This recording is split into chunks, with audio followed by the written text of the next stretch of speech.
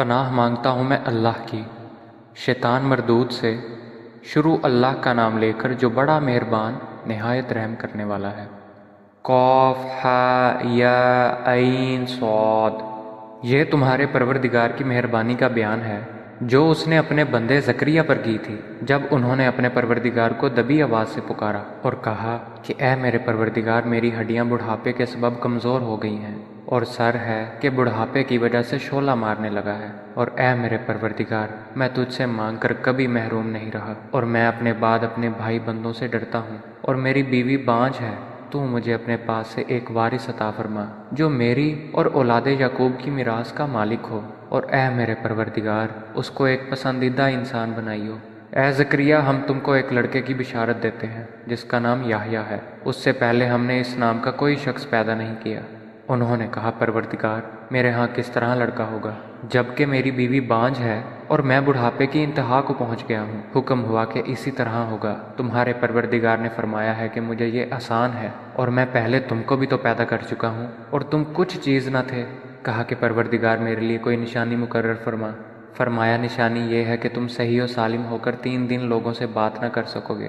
پھر وہ عبادت کے حجرے سے نکل کر اپنی قوم کے پاس آئے تو ان سے اشارے سے کہا کہ صبح و شام خدا کو یاد کرتے رہو۔ اے یحییٰ، ہماری کتاب کو زور سے پکڑے رہو۔ اور ہم نے ان کو لڑکپن میں دانائی عطا فرمائی تھی، اور اپنے پاس سے شفقت اور پاکیزگی دی تھی، اور پرہیزگار تھے، اور ماں باپ کے ساتھ نیکی کرنے والے تھے، اور سرکش اور نافرمان نہیں تھے۔ اور جس دن وہ پیدا ہوئے اور جس دن وفات پائیں گے اور جس دن زندہ کر کے اٹھائے جائیں گے، ان پر سلام اور رحمت ہے۔ اور اے محمد صلی اللہ علیہ وآلہ وسلم، اس کتاب میں مریم کا حال بیان کرو۔ جب وہ اپنے لوگوں سے الگ ہو کر مشرق کی طرف چلی گئیں تو انہوں نے ان کی طرف سے پردہ کر لیا۔ اس وقت ہم نے ان کی طرف اپنا فرشتہ بھیجا تو ان کے سامنے ٹھیک آدمی کی شکل بن گیا۔ مریم بولی کہ اگر تم پرہیزگار ہو تو میں تم سے خدا کی پناہ مانگتی ہوں۔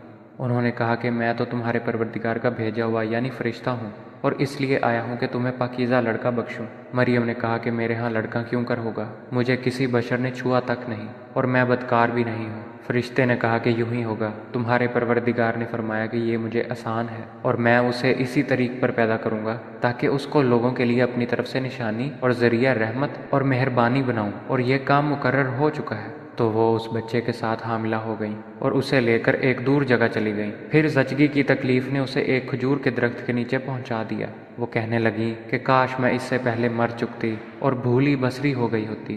اس وقت ان کے نیچے کی جانب سے فرشتے نے ان کو آواز دی کہ غمناک نہ ہو، تمہارے پروردگار نے تمہارے نیچے ایک چشمہ جاری کر دیا ہے، اور کھجور کے تنے کو پکڑ کر اپنی طرف بلاؤ، تم پر تازہ تازہ کھجوریں جھڑ پڑیں گی، تو کھاؤ اور پیو اور آنکھیں ٹھنڈی کرو۔ اگر تم کسی آدمی کو دیکھو تو کہنا کہ میں نے خدا کے لیے روزے کی منت مانی، تو آج میں کسی آدمی سے ہرگز کلام نہیں کروں گی۔ پھر وہ اس بچے کو اٹھا کر اپنی قوم کے لوگوں کے پاس لے آئیں۔ وہ کہنے لگے کہ مریم، یہ تو نے برا کام کیا۔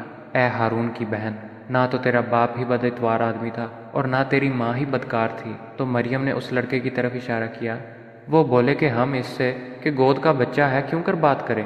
بچے نے کہا کہ میں خدا کا بندہ ہوں، اس نے مجھے کتاب دی ہے اور نبی بنایا ہے، اور میں جہاں ہوں اور جس حال میں ہوں مجھے صاحب برکت کیا ہے، اور جب تک زندہ ہوں مجھ کو نماز اور زکوٰۃ کا ارشاد فرمایا ہے، اور مجھے اپنی ماں کے ساتھ نیک سلوک کرنے والا بنایا ہے، اور سرکش و بدبخت نہیں بنایا۔ اور جس دن میں پیدا ہوا اور جس دن مروں گا اور جس دن زندہ کر کے اٹھایا جاؤں گا، مجھ پر سلام و رحمت ہے۔ یہ مریم کے بیٹے عیسیٰ ہیں، اور یہ سچی بات ہے جس میں لوگ شک کرتے ہیں۔ خدا کو سزاوار نہیں کہ کسی کو بیٹا بنائے۔ وہ پاک ہے، جب کسی چیز کا ارادہ کرتا ہے تو اسے یہی کہتا ہے کہ ہو جا، تو وہ ہو جاتی ہے۔ اور بے شک خدا ہی میرا اور تمہارا پروردگار ہے، تو اسی کی عبادت کرو، یہی سیدھا رستہ ہے۔ پھر اہل کتاب کے فرقوں نے باہم اختلاف کیا، سو جو لوگ کافر ہوئے ہیں ان کو بڑے دن یعنی قیامت کے روز حاضر ہونے سے خرابی ہے۔ وہ جس دن ہمارے سامنے آئیں گے کیسے سننے والے اور کیسے دیکھنے والے ہوں گے، مگر ظالم آج صریح گمراہی میں ہیں۔ اور ان کو حسرت و افسوس کے دن سے ڈراؤ جب بات فیصل کر دی جائے گی، اور وہ غفلت میں پڑے ہوئے ہیں اور ایمان نہیں لاتے۔ ہم ہی زمین کے اور جو لوگ اس پر بستے ہیں ان کے وارث ہیں، اور ہماری ہی طرف ان کو لوٹنا ہوگا۔ اور کتاب میں ابراہیم کو یاد کرو، بے شک وہ نہایت سچے پیغمبر تھے۔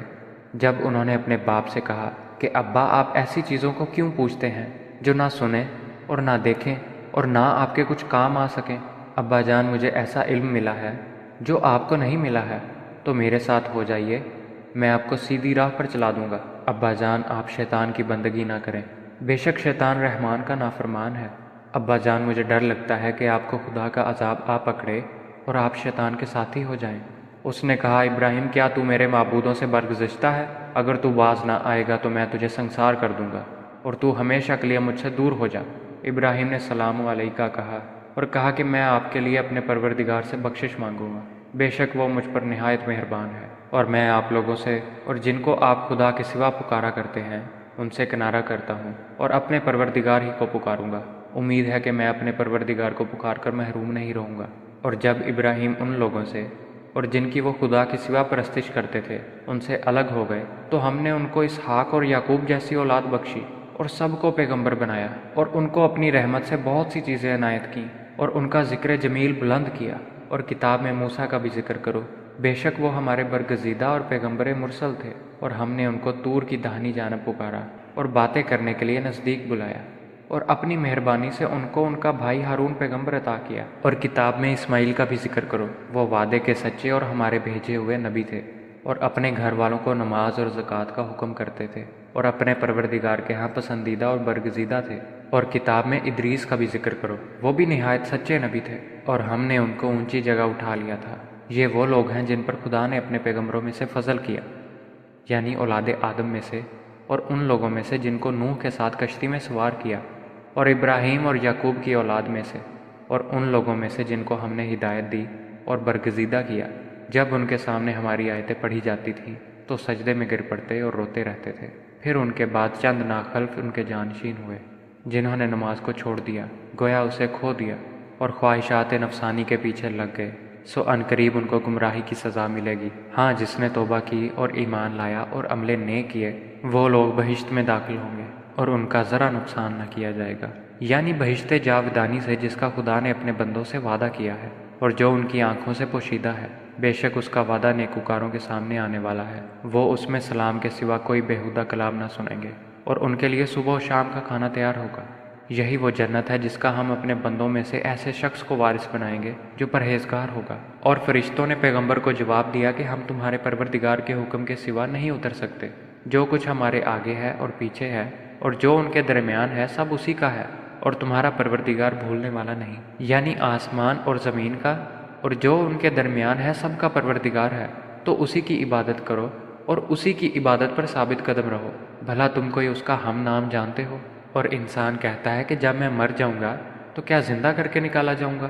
کیا انسان یاد نہیں کرتا کہ ہم نے اس کو پہلے بھی پیدا کیا تھا اور وہ کچھ بھی چیز نہ تھا؟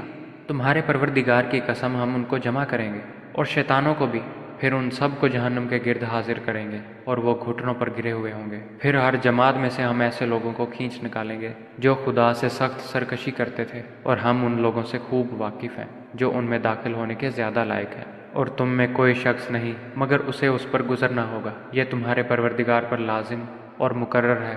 پھر ہم پرہیزگاروں کو نجات دیں گے اور ظالموں کو اس میں گھٹنوں کے بل پڑا ہوا چھوڑ دیں گے۔ اور جب ان لوگوں کے سامنے ہماری آیتیں پڑھی جاتی ہیں تو جو کافر ہیں وہ مومنوں سے کہتے ہیں کہ دونوں فریق میں سے مکان کس کے اچھے اور مجلسیں کس کی بہتر ہیں، اور ہم نے ان سے پہلے بہت سی امتیں ہلاک کر دیں، وہ لوگ ان سے ٹھاٹھ اور نمود میں کہیں اچھے تھے۔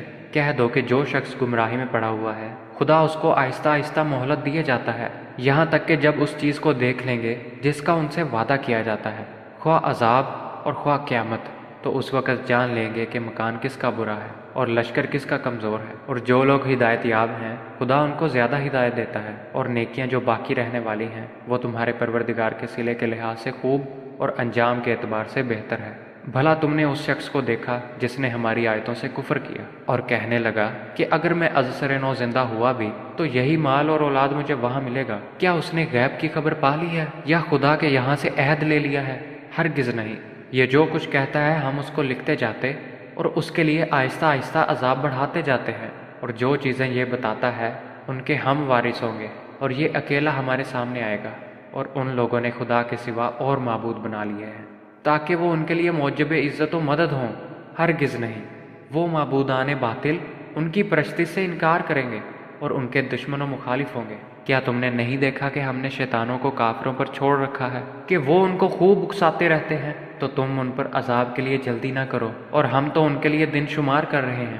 جس روز ہم پرہیزگاروں کو خدا کے سامنے بطور مہمان جمع کریں گے اور گنہگاروں کو دوزخ کی طرف پیاسے ہانک لے جائیں گے، تو لوگ کسی کی سفارش کا اختیار نہ رکھیں گے مگر جس نے خدا سے اقرار لیا ہو، اور کہتے ہیں کہ خدا بیٹا رکھتا ہے۔ ایسا کہنے والو، یہ تو تم بری بات زبان پر لائے ہو۔ قریب ہے کہ اس افطرا سے آسمان پھٹ پڑے اور زمین شک ہو جائے اور پہاڑ پارا پارا ہو کر گر پڑے کہ انہوں نے خدا کے لیے بیٹا تجویز کیا، اور خدا کو شایع نہیں کہ کسی کو بیٹا بنائے۔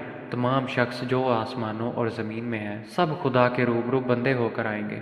اس نے ان سب کو اپنے علم سے گھیر رکھا اور ایک ایک کو شمار کر رکھا ہے، اور سب قیامت کے دن اس کے سامنے اکیلے اکیلے حاضر ہوں گے۔ اور جو لوگ ایمان لائے اور عمل نیک کیے، خدا ان کی محبت مخلوق کے دلوں میں پیدا کر دے گا۔ اے پیغمبر، ہم نے یہ قرآن تمہاری زبان میں آسان نازل کیا ہے تاکہ تم اس سے پرہیزگاروں کو خوشخبری پہنچا دو اور جھگڑالوؤں کو ڈر سنا دو، اور ہم نے اس سے پہلے بہت سے گروہوں کو ہلاک کر دیا۔ بھلا تم ان میں سے کسی کو دیکھتے ہو یا کہیں ان کی بھنک سنتے ہو؟